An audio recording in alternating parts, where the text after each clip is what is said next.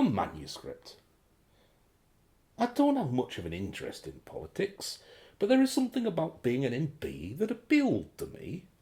For example, if a bill was proposed that I didn't like the sound of, I could delay proceedings ad infinitum by filibustering, regaling Parliament with a potted history of rucksacks, every Rotherham United game from 1975 to the present day, or the complete discography of Gilbert O'Sullivan. I contain multitudes of trivia, the overwhelming majority of which has yet to find a suitable outlet. People have often laughed at me for this, but I pay them no heed. They've even made jokes about me name, Malcolm Middleton, calling me Malcolm in the Middleton. But that reference is somewhat lost on me. Television like that is far too raucous for my likes. No, give me the Antiques Roadshow and Last of the Summer Wine any day. I dream of opening my copy of the Radio Times and discovering they have scheduled a 4-hour retrospective on Flanders and Swan. Alas, this hasn't happened yet, but I live to dream. One afternoon I was aimlessly flicking through channels trying to find something that met with my approval, when a strange occurrence took place. Dancing is evil against God and will turn you into a heathen. I've written a song to help you understand the position of the DUP when it comes to dancing. Thou shalt not dance, commandment number 3. Why don't you work for the DUP? We can smash and feign. Oh, I was enjoying that. Who could that be? Well, I headed to the door, wondering who wanted to disturb me on a Sunday afternoon. But when I opened it, there was nobody there. All that was there was a small package on the ground. So naturally I picked it up. Oh, goodness. Whatever could this be? It were addressed to me, so I opened it. Once back inside, of course, and with the door firmly locked behind me, and discovered nothing but a piece of cardboard with a telephone number on it, and the words, "Call me to change your life." Well, at first I recoiled in shock. What was this strange piece of text? But then my curiosity got the better of me, so I called the number. Welcome to Life Improvement Solutions Limited. If you have an existing claim with us, please press 1. For sales, press 2. For deliveries and all other logistical inquiries, press 3. For everything else, please hold. Oh, looks like I'll be holding then. Gilbert O'Sullivan on the hold music. How pleasant. Good afternoon, Life Improvement Solutions Limited. How may I help you? Yes, hello. I received one of your packages in the post, and I've called this number as instructed. I'm not really sure what to... Please hold for one of our account executives. Okay, yes, thank you. Oh, more hold music. Oh, Flanders and Swan. Oh, goodness me. Malcolm Middleton, I presume? Oh, yes. How did you know my name? This is your number you're calling from, I presume? Yes, but... Well, there's your answer. I'm glad you called. Allow me to get right to the chase. Would you say your life is humdrum? Ordinary? Run-of-the-mill? Well, I suppose you could say that. Tell me, when was your last relationship? Well, Brenda and I must have been, 13 years ago, maybe. And the last time you went out? Enjoyed yourself? Well, I fed the ducks down in Meadow Hall Pond. I mean, really let your hair down. Don't worry, I can already tell the answer is going to be not for a long time. People laugh at you, don't they, Malcolm? Well, I don't pay them any mind. But wouldn't you rather they didn't? Wouldn't you rather they looked at you with envy, with admiration and respect? There goes Malcolm. What a life he lives. I wish I was like him. Well, I can't say a little admiring glance every now and then wouldn't go amiss. Exactly. Well, today is your lucky day. I can give you all that and more. I don't understand.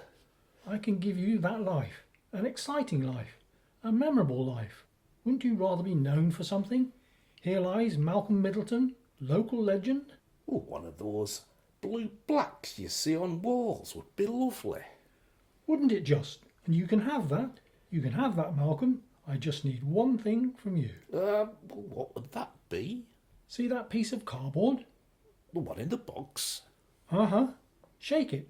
Shake it nice and thoroughly. Oh, I shook it, and a small piece of film fell out. Something that looked like a tiny acetate on a cardboard frame. You see that? Place your thumb on it, like you're giving a thumbprint. Well, how will that help the process? Just do it, Malcolm. Take a chance. Done. Is anything showing up your end, or a computer? Oh, it's all come through here. Don't worry. And that's all done and dusted. Say hello to your new life. It's all uphill from here. Well, I don't feel any different. You won't at first, but things will start to fall into place. You mark my words, Malcolm Middleton. Everything's coming up Malcolm. Oh, one more thing. How do you feel about dogs? Well, I had one once. Why? No matter. A passing curiosity. Well, this is me then. Enjoy life. It's yours for the taking. I had no idea what just happened, or how long it would take for things to start improving, so I carried on as before.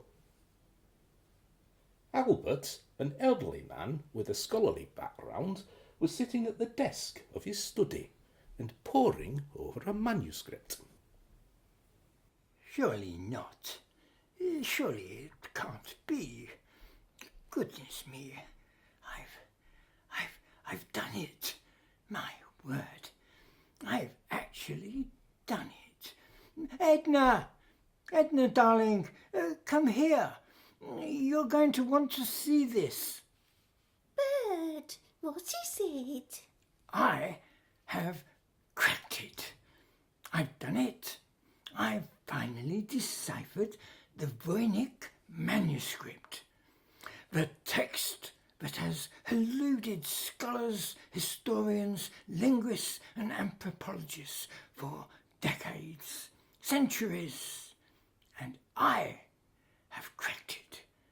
Me, Albert McFadden. Oh, I'm thrilled for you. That's your life's work right there, that is. Have you made a copy? No, but I should. I definitely should. I'll head to the library and then over to the university tomorrow and give it to Professor Makieva. She'll be over the moon that someone has finally done it, and that someone is me. Who knows? I might even get an honorary research post, working side by side with an esteemed expert in antiquities. Oh, come here. I'm dead proud of you, Pet. Shall we call the children? Let them know the news? Yes, I think we should. And let's break out the Battenberg. It's time for a celebration. Well, my first stroke of luck came on Tuesday night. See, I'm an avid Rotherham United fan. I don't go to the matches, but I do listen to all the games on Radio Rotherham. This season has been tough. Very tough. We run a dreadful losing streak, and it's sunk into the bottom three of the Championship, or Division 2 as it used to be known. Pundits had us down as relegation certainties, but I knew we could turn it around as soon as David Kawanuka, our star striker, recovered from injury. I hoped he'd be back before the crucial six-pointer with fellow strugglers Millwall on Tuesday, but he'd not been given the go-ahead by the medics. Well, Millwall had been rooted to the bottom of the table themselves, but a new manager had brought a change in direction and a run of form. They were going into this match on the back of 6 straight wins, while we were facing a heavy defeat. A win would have turned things around and pulled us clear, but it didn't look likely. Oh dear. Oh dear, he'll not be match fit on time. Oh dear. Not long till kick-off either. Oh, for the ground to open up and swallow Millwall whole. No matter. We could bounce back next season, I'm sure. Never mind. Let's see what's on television. Try this new Chatsworth dining set. We interrupt this programme to bring you breaking news.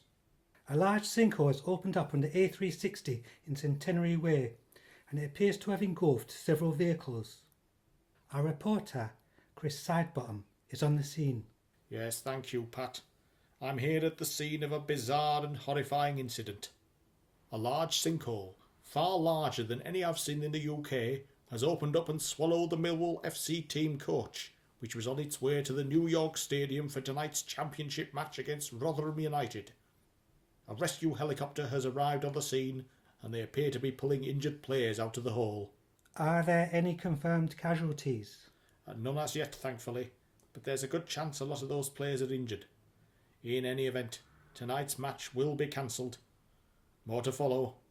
Chris Sidebottom, South Yorkshire News. I realised then what had happened. Although parts of me pretended I did not. Things would start to escalate, however. Albert gathered up the decoded manuscript and prepared to leave the house. Are you sure you've got everything, dear?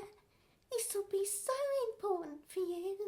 I'm thrilled even thinking about it. Oh, it's all here, safe in my grip, and nothing short of a tornado is going to stop me from getting to that university. A tornado? In Yorkshire? Now, that'll be the day. No, this is yet another instalment in the Edna and Albert success story, isn't it? Our house will have 10 times what we paid for it, just when we're thinking of retiring to the Costa del Sol. My short story being nominated for the Story of the North Award. And now this. Everything's coming up us. I'd say don't jinx it, but I don't believe in jinxes. Right, my lovely. I shall see you when I return. I can't wait to see the look on Professor Macieva's face when she sees this. I will be the envy of every antiquities expert in the world. Toodaloo. Sometime later, Edna was shelling some bees and listening to the radio when the song ended. Breaking news coming in. It seems there's a tornado sweeping through South Yorkshire as we speak. Yes, do not adjust your radios. You heard that right. A tornado in South Yorkshire. You've got to be joking. And my producer's just telling me that unfortunately one man has been seriously injured and is currently being rushed to hospital. The police will be notified as soon as they reach the scene, but this is quite unprecedented, I must say. We'll keep you updated as soon as we know more, only on 106.5 to 107.7 Steel FM. Oh, I must phone Bertie. You've reached Albert McFadden. Please leave a message after the tone. Bertie dear, please can you call me as soon as you get this message? Oh, darling, I'm so worried about you. Please let me know you're okay. Edna would indeed worry all day and all night before the police brought the news that Albert was critically injured in hospital. Oh, she rushed to be by his bedside. I, however, was disturbed shortly after the tornado struck its one and only victim by a sudden thud of something landing in the back garden. What on earth? Did something just fall out at sky? or dropped by the tornado, no less. My word, what is this? Well, it looks like some kind of document, and quite a substantial one. Oh, there's a name on the front. Must have been quite a lot of dirt and moisture in that tornado. Can't quite make out who or what it is. Ah, here's something. For attention of Professor Makieva, University of... that bit's gone too. Well, maybe I should look her up. Well, I did just that. And unsurprisingly, there was only one Professor Roshana Makieva in the UK, based rather fortuitously at the University of Sheffield. I decided to pay her a visit and ensure this seemingly important document made its way to her. I didn't have anything on that day, so then seemed as good a time as any to deliver the package. Yes?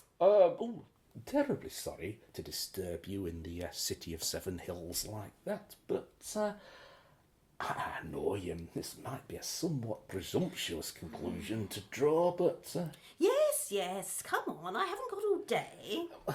Well, sorry, that this is going to sound rather odd, but this folder fell from the sky and landed in my garden, and it appears to be addressed to you. I beg your pardon? Here, look. F.A.O. Professor Makieva. I can't quite place that handwriting.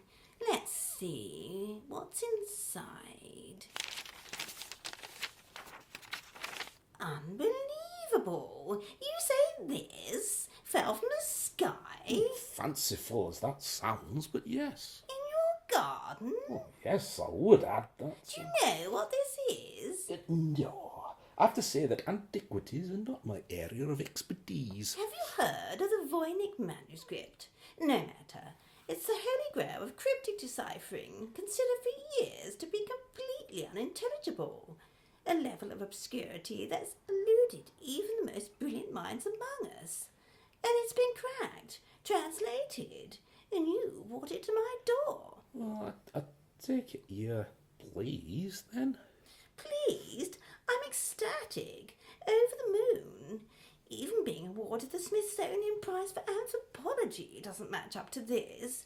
How can I repay you? Well, perhaps the person who translated it would like to be thanked. Forget about them. Tell me, what are you doing right now? Any plans? Well, I plan to pop down the library and take out a book on the history of manhole covers in the West Midlands. Wrong. You're having a celebratory drink with me. Now, take a seat. I didn't catch your name. Malcolm Middleton. Roshana Makieva. Cheers. Oh, cheers. I'd never considered myself much of a catch when it came to the ladies. In fact, most women ignored me. But the glamorous and highly accomplished Professor seemed intent on changing that. Well, yeah, one thing led to another, and you can guess the rest. Oh, Malcolm. You are insatiable. Oh, goodness me. I have to say, that's never happened in my office before. You've had quite the effect on me. I've lost count of the number of sweaty colleagues, professors, deans and students I've knocked back over the years. Whatever magic you're working, keep working it. Oh, this really is a surprise to me as well. Speaking of work, I have an Anthropology Society dinner tomorrow evening. Accompany me. You'd look great on my arm in a tuxedo. I don't have one. Leave that to me. I know a guy. I shall pick you up at 6 tomorrow evening. Your address? 45 Braithwaite Drive, Rotherham. It'll be quite the night, Malcolm. You're the man who cracked the Voynich Manuscript, after all. I could have corrected her. I should have corrected her. But I was beginning to enjoy this stroke of fortune, this winning streak, which will continue when I returned home in the evening and tuned into the lottery. Tonight's winning numbers are 16, First I'm lucky. 7, 27, Oh, 3 now. Goodness. Oh, that should be, at least 30 quid. Oh, today's me lucky day, all right. 3, No way. and 10. And the bonus ball, Oh, please be 8. Please be 8. 8. So that's 3, 7, 10, 16, 27, and the bonus ball is 8. I won. I bloody won. Unbelievable. No, this can't be happening. But it bloody is. I won. Hello, National Lottery. Yes, my name is Malcolm Middleton, and I just won £3.4 million in the rollover jackpot. Oh yes, you want the long number at the top. Well, I shan't bore you with the administrative details, but my wildest dreams had come true. I, Malcolm Middleton, millionaire. Lottery winner. Dinner partner of the esteemed Professor Makieva. Oh, this felt like a dream. Well, surely something had to change. I'd never had luck like this before. I cast me mind back to Smith and that package, feeling a touch uneasy. Oh, that soon dissipated in the midst of the elation of victory. The mysterious Smith was sitting at a desk in a white room when Jones, the even more mysterious boss, entered. Boss, how are you today? Glorious. How goes our latest participant? Malcolm Middleton. Let me see. Ah, yes, all swimmingly and according to plan. He's just won the lottery, has a very accomplished and glamorous woman in his life, and his beloved Rotherham United are about to see a sudden upturn in fortunes. And the backswing? It's going to go from bad to worse for the McFaddens, I'm afraid. Turn the dial a little more. I want to see how far he'll go before having second thoughts. I must say, I didn't expect such a monotone man to embrace this so heartily and without a moment's hesitation. There have been little nagging doubts, but they're easily drowned out with a small fortune coming one's way. He needs to know the flip side. Find a way to bring the McFaddens into his life. I thought you wanted me to turn the dial. Edna, then. She'll need a sympathetic ear after losing her dear Albert. 50 years of marriage gone in a whirl. He's, still alive. No matter, and not for long, eh? Well, you know what to do. At once. Little did I know my change in circumstances would have dire consequences for another unfortunate soul or two. For every action, an equal and opposite reaction. And so it went at Barnsley General Hospital, where Albert McFadden lay, his doting wife Edna at his side. How are you feeling, my love? So, my ribs hurt. Oh, that'll be the break. The doctor said your kidneys are a little bit damaged, but they're healing time. But everything takes so much longer at our age. True, but you've got me looking after you. No more manuscripts, no more rushing around trying to impress professors. Rest and recuperation for you from now on. But the manuscript, I lost it. I know, and that's a shame. A lifetime's work down the drain. Maybe someone's found it. Maybe they've handed it in. Oh, I'm sure about that, Ped. Someone will have done the right thing. if it ended up in their garden or on their roof, no doubt. After all, hardly anyone actually knows the significance of that thing, so it's not like they're going to steal it, are they? No, you're right. Oh dear. What's wrong, Peg? I feel faint.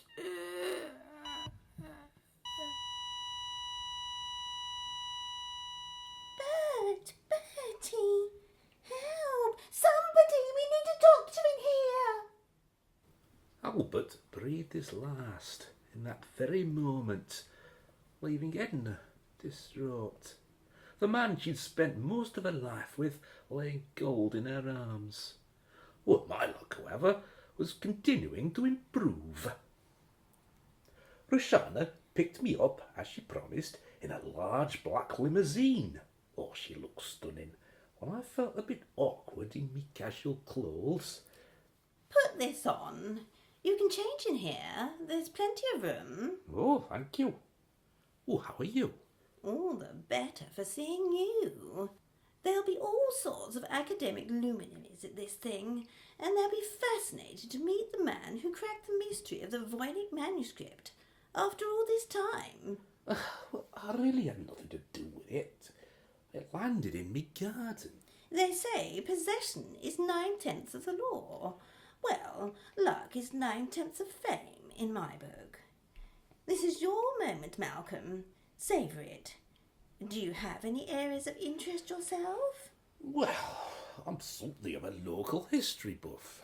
Ah, yes, the manhole covers. Well, railways do. I've often been fascinated by disused railways from the pre-beaching era. Oh, there are so many up here, so many relics of the age of steam. I'm sure you could write a book about it if you wanted to. I could make that happen, you know. I'm something of a big deal in the world of academia. I've been on history programs with Michael Wood. Oh, now him I have heard of. And you could too. Your warmth and charisma, your rugged masculinity, all make for terrific host material. Anyway, we're here now. Looking sharp, I see. And you look magnificent. I know. Come, take my arm. There are a dozen people I want you to meet. It really was a glittering soiree, filled with the creme de la creme of anthropological academia. Oh, I felt every single bound of me lottery winnings on Roshana's arm, and I realised I hadn't even mentioned me win yet. I hadn't received the money, so decided to keep quiet and not jinx it. I wowed them all, coming away from the evening with the promise of a book deal, a television appearance, and the possibility of my own show if the History Channel liked what they saw. Oh, I couldn't believe this was happening. To me, of all people. What an evening! Let's take a detour. I feel like picking up a bottle of scotch from the wine merchants across from the hospital. Right, so. As we pulled up opposite Barnsley General, Roshana headed into the shop while I wandered across the road to stretch me legs. Oh, they started to ache at the end of the night. I sat down on a bench next to a crying woman and suddenly noticed her tears. Are you okay, my dear? Would you like a tissue? Thank you. You're very kind. I just lost my husband. Oh, I'm so terribly sorry. How awful for you. A real freak accident. A tornado, would you believe? Here in Barnsley. Of all the rotten luck, 50 years together, gone in a heartbeat. Oh, that's dreadful. He lost his manuscript too. Years of translating that wretched Voynich thing, finally deciphering it, all gone. Now, a sober me would have spoken up. Well, at least that's what I told myself. But I knew there and then I had essentially stolen this man's life's work, and that the bounties currently being bestowed upon me were his by rights. Instead I said nothing, nodding glumly and sympathetically as Edna dried her eyes. Thankfully, Roshana appeared to spare me from any further embarrassment. Come on, you. They had the Glenfiddich after all.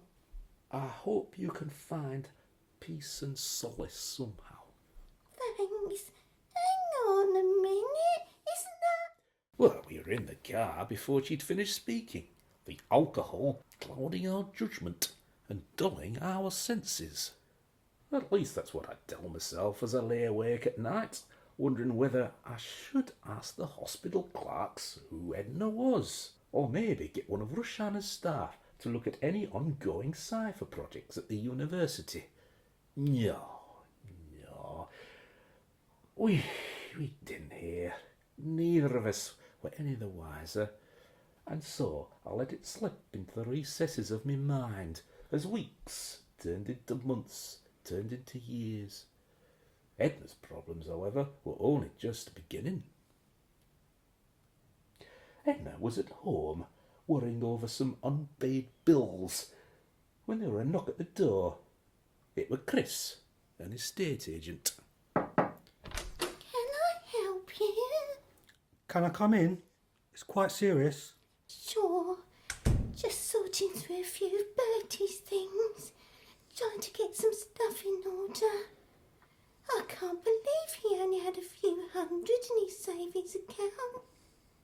I swear blind there was at least 10 grand. Must have forgotten about it in all the turmoil. I've been meaning to give you a call, but the house on the market. Maybe make that move to Spain after all. My sister's over there, so I won't be alone. Unfortunately, I don't come bearing good news. Oh. You've heard about the sinkholes we've been having recently. The big one outside Rotherham a while back. Then there was another near Mexborough, and one only yesterday morning in Wombwell. People are saying it's the old mines collapsing, but it's not been the same since they started fracking again. Keep that kind of thing in America, I say. We're not built for it here. I'd heard, yes. Well, I'm afraid to say that the value of properties in this area specifically has plummeted quite drastically in recent weeks. Yesterday was the nail in the coffin, I'm afraid. Meaning what? How much are you talking now? 200? 180? I know you said it was over 250 a while back, but... More like 75? What? That's barely enough to move. Pay all these bills.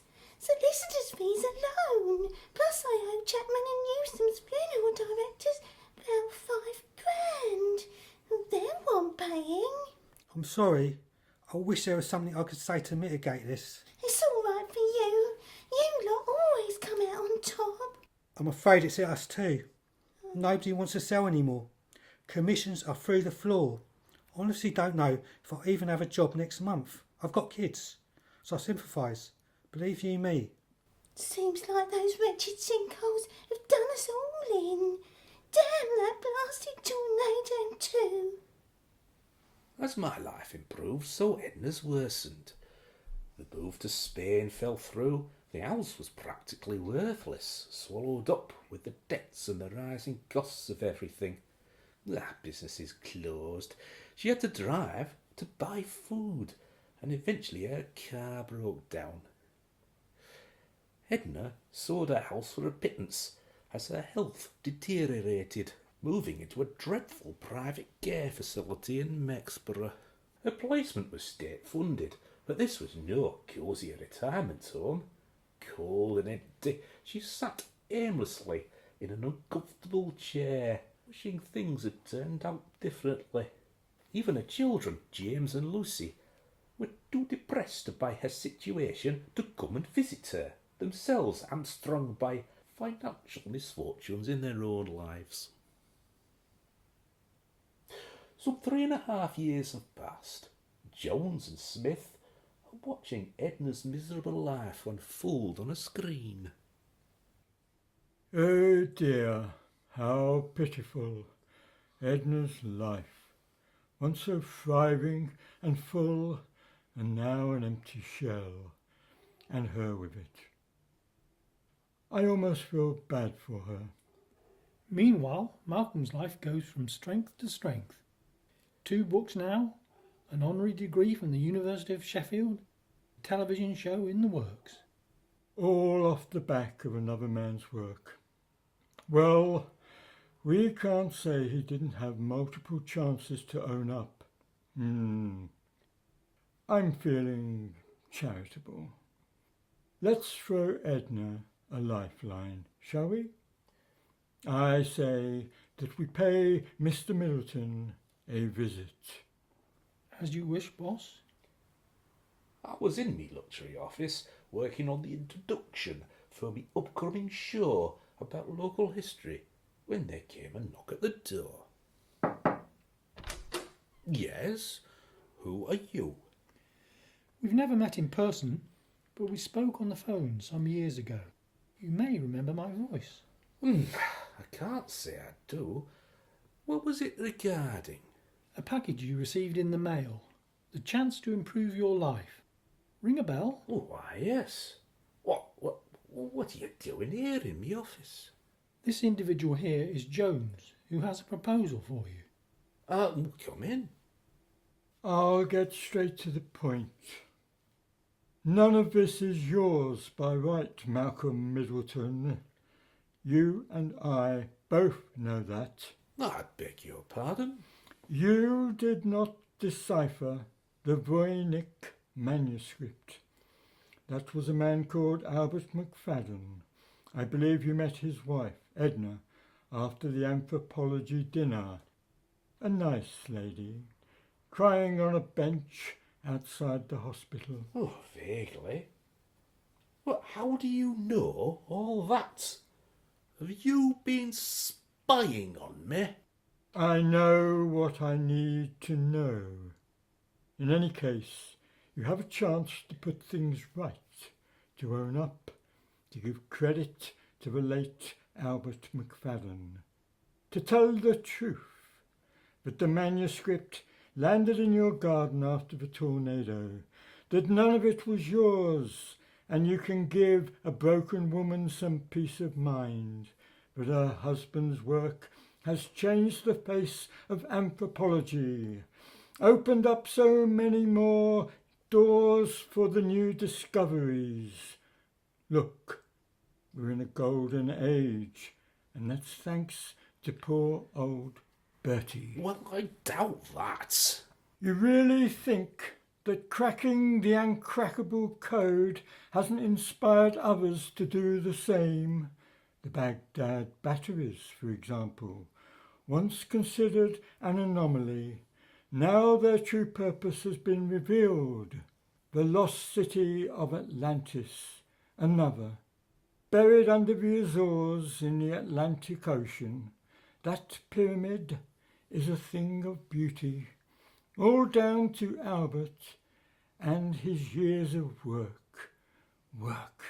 which you have stolen and profited from. But I'm doing so well.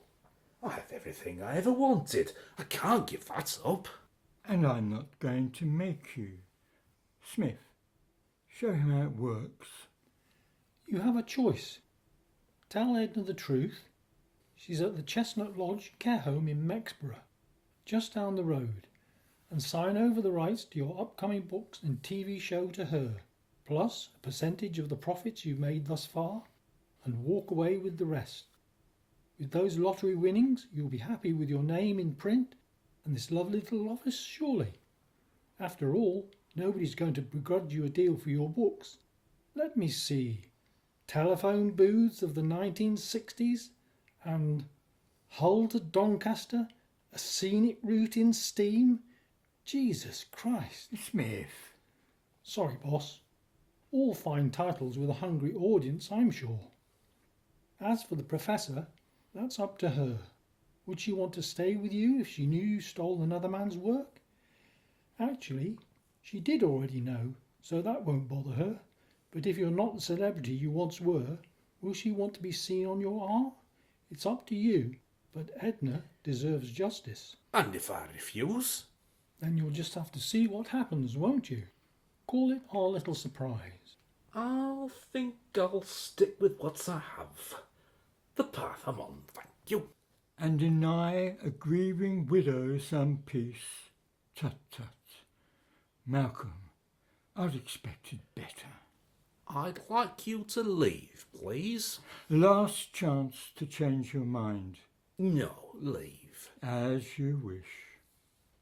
Another 3.5 years passed, and I forgot all about Smith and Jones, all about Edna and Albert. Instead, I sat on the cusp of international success. A multi-volume book deal, a syndicated television series across 5 networks. Well, me own plaque at the university, and tonight a gala dinner in me honour. Come on, dear, we're going to be late. Stop fiddling with that bow tie. I did it perfectly first time around. Sorry. But I still can't get used to wearing these things. Well, it'll be America next month, so you'd better start getting used to it. They love a bow tie at the Smithsonian. Ah, the first stop on our tour. That is where? New York, Chicago, Denver? All of them, dear. Remember, speak up nice and clear, and once you've done the speech, Gilbert O'Sullivan's going to serenade us all with a medley of his hits. Well, I still can't believe you managed to bug him. Oh, it was easy. Once he heard you were a fan, he begged us to book him. Well, look, as long as we're back tomorrow in time for the Champions League final. We can't miss me beloved Millers as they go for the quadruple. To think, 7 years ago, we were facing relegation in the Championship. And now look, it's a rise as meteoric as me own. They have their most famous fan to thank for boosting their image. I'd imagine they'll be naming a stand after you next. Oh, he doesn't sound happy. Who? Nothing, doesn't matter. We took to the stage to a cacophony of applause and flashbulbs, a standing ovation for the man who had made anthropology cool again. Ladies and gentlemen, our esteemed guest of honour, Professor Malcolm Middleton. Thank you. Well, I'm here tonight to... Are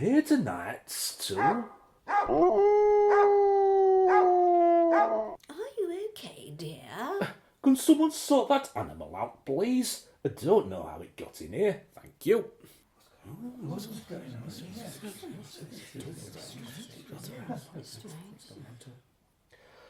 London, eh? Well, I'm here tonight to accept this honorary award for genius and excellence in the field of history and anthropology. It really has been a roller coaster ride, and I couldn't have done it without. Could someone please secure that animal? Oh, it looks upset. Sorry, Professor, which animal? That dog. That dog there, look, are you blind? I'm terribly sorry. I can't see any dog. Darling, are you feeling well? Maybe that bow tie is too tight after all. Oh, there's nothing wrong with me. Now there's another one. And another. Look, over there.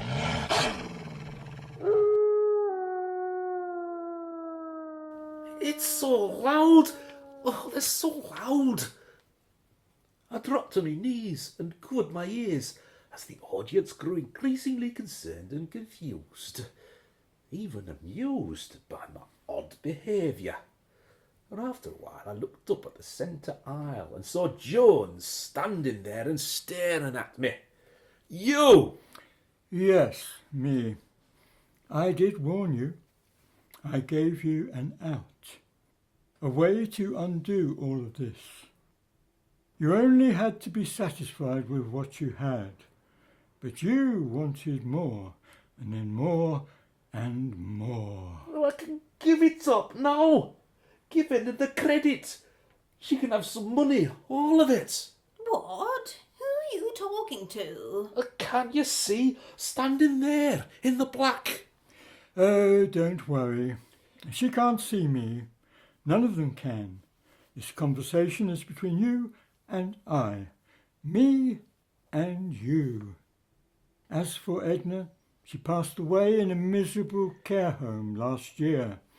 Her children have nothing, though. If you like, I can amend your will. Leave them the whole lot. It won't bring their parents back, but it will help soften the blow of losing them. Fine, do it. Do whatever you can.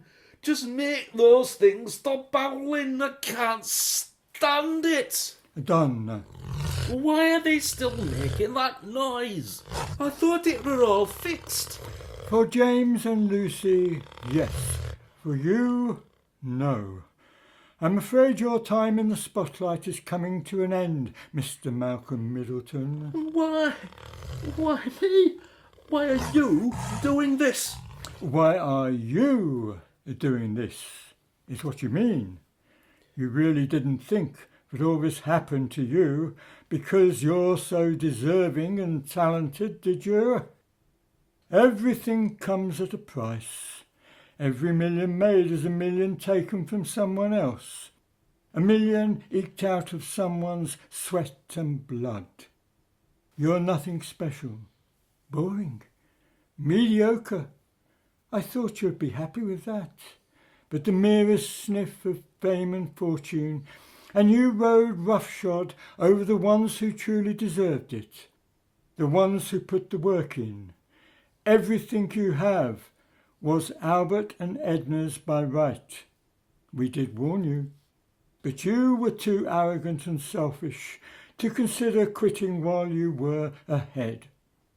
So this is on you, and a deal is a deal. You sold your soul for fame and fortune, and now I've come to collect. Oh, I never introduced myself. The name's Jones, Mephisto Jones. I've been around for thousands of years, and as long as there are people like you, it looks like I'll be around for many years to come. Say hello to Mr. Morningstar. For me, he's been waiting for you for some time now. In a flash, Jones disappeared, leaving me frozen in fear on the stage. Darling, what's wrong? Talk to me. Stay back! Don't come any closer! They'll rip you to shreds! What will? What are you talking about? Please, someone get a doctor. He's not well. The hounds! The hounds are coming!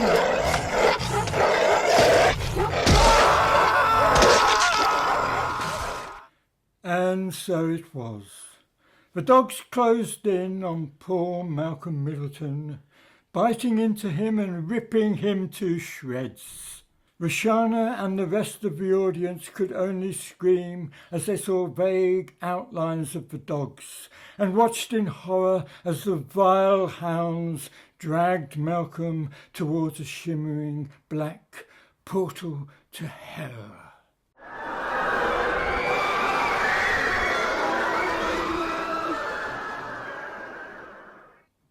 And the moral of the story: the next time someone offers you a deal, just say no.